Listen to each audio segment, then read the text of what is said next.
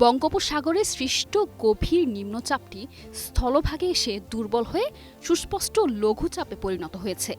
যদিও এটি এখন গুরুত্ব হারিয়েছে, তবে এর প্রভাবে দেশের উপকূলীয় অঞ্চলসহ বিভিন্ন এলাকায় এখনও বৈরী আবহাওয়া বিরাজ করছে। শুক্রবার রাত থেকে শনিবার দুপুর পর্যন্ত দেশের বিভিন্ন স্থানে হালকা থেকে ভারী বৃষ্টি এবং দমকা হাওয়া অনুভূত হয়েছে। পাশাপাশি উপকূলীয় এলাকায় জোয়ারের পানি উচ্চতা স্বাভাবিকের চেয়ে 4 থেকে 5 ফুট বেশি ছিল।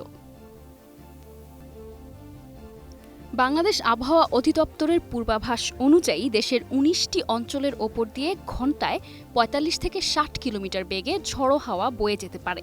অঞ্চলগুলো রংপুর, দিনাজপুর, রাজশাহী, পাবনা, বগুড়া, টাঙ্গাইল, ময়মনসিংহ, ফরিদপুর, ঢাকা, যশোর, কুষ্টিয়া, খুলনা, বরিশাল, পটুয়াখালী, কুমিল্লা, নোয়াখালী, চট্টগ্রাম, কক্সবাজার ও সিলেট এসব এলাকার নদীবন্দরগুলোকে ১ নম্বর সতর্ক সংকেত দেখাতে বলা হয়েছে।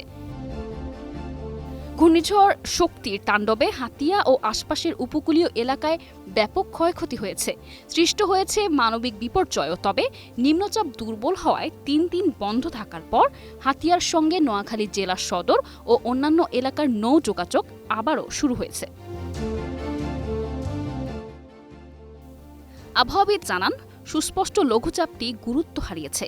ফলে সমুদ্র বন্দর ও উত্তর বঙ্গোপসাগরে ঝড়ো হাওয়ার আর সম্ভাবনা নেই। এ কারণে চট্টগ্রাম, কক্সবাজার, মোংলা ও পায়রা বন্দরে সতর্ক সংকেত তুলে দেওয়ার নির্দেশ দেওয়া হয়েছে। আবহাওয়া অধিদপ্তর আরও জানিয়েছে, দেশের উপর দিয়ে দক্ষিণ পশ্চিম মৌসুমি বায়ু বিস্তার লাভ করেছে। সামনে ভারী বৃষ্টিপাতের সম্ভাবনা না থাকলেও থেমে থেমে হালকা ও মাঝারি বৃষ্টিপাত অব্যাহত থাকতে পারে। উপকূলীয় অঞ্চলের মানুষকে সতর্ক থাকতে বলা হচ্ছে, বিশেষ করে নদী ও নিম্নাঞ্চলগুলোতে। News desk, ২১ television.